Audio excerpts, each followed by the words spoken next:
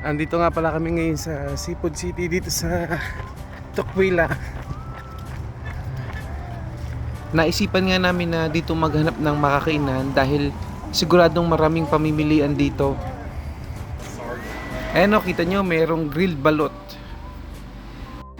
Kung ano yung mga nauusong pagkain sa Pilipinas, makikita mo na rin talaga dito. Kain muna tayo? Sabi, kain muna tayo? Ano gusto nyo? May Jollibee, Chowking. Ano gusto nyo kainin?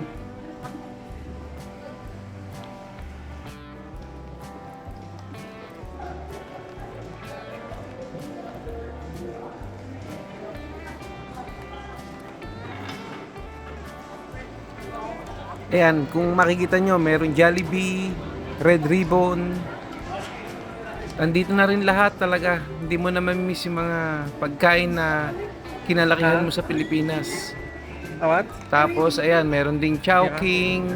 Bago doon sa kabila, Crispy Town. Yung Crispy Town, yung mga chicharong bulaklak. Ayan, hindi pa kami nanananghalian pero nag-iisip na ako anong dessert ang kakainin. Gusto nyo? Mamaya kakainin namin yan. At ito nga yung napili namin kainan. Yan, merong crispy favorites, party platter, crispy meal. Yan. Ano yan? Mga putok-batok. Kung mapapansin nyo, meron diyang crispy pata, liempo, meron din diyang yan, yung mukha ng baboy. Tapos meron ding chicken skin, meron ding pritong daing, crispy chicken. Tapos kung makikita nyo doon, yan yung crablets, yung maliliit na alimasag. Kahit na kainin nyo siya ng buo, hindi masakit sa bibig. Susubo nyo na lang dahil malutong talaga siya. At yan yung napili namin, yung crispy mix platter. May kasama siyang seafood na calamari saka hipon.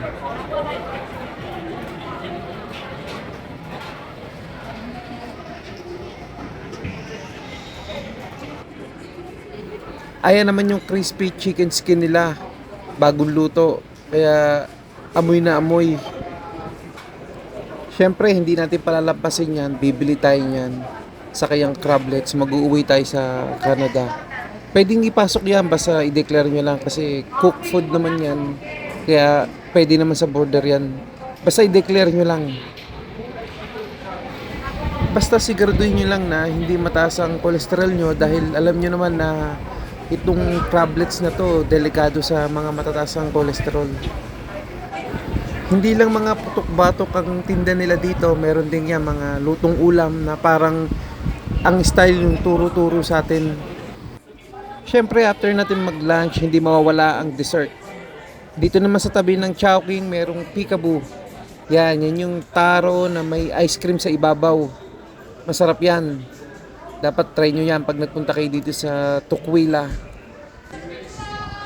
Yan naman yung in-order ni Megan na may ice cream, bago merong M&M sa ibabaw. Tapos meron din yan, yung bilog-bilog.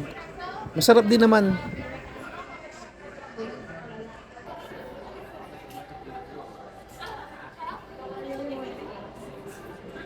Let's go.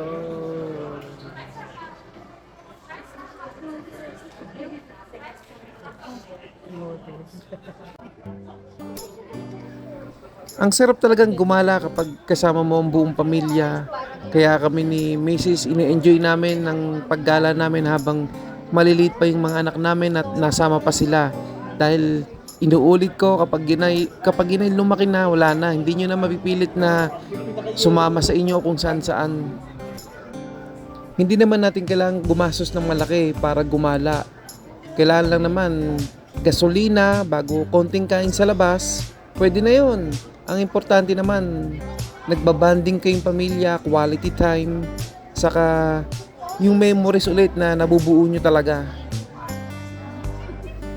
Kaya naisipan din namin i-share tong gantong video sa inyo para may idea kayo kung saan maganda pumunta or anong magandang gawin.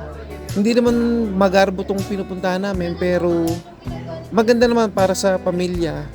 Saka itong video na to, balang araw makikita ng mga anak namin to na dati dito kami nagpunta, dito kami ganito yung ginawa namin, dito kami kumain. Yung memories na madali nilang balikan, makikita nila na meron kaming ganitong memories.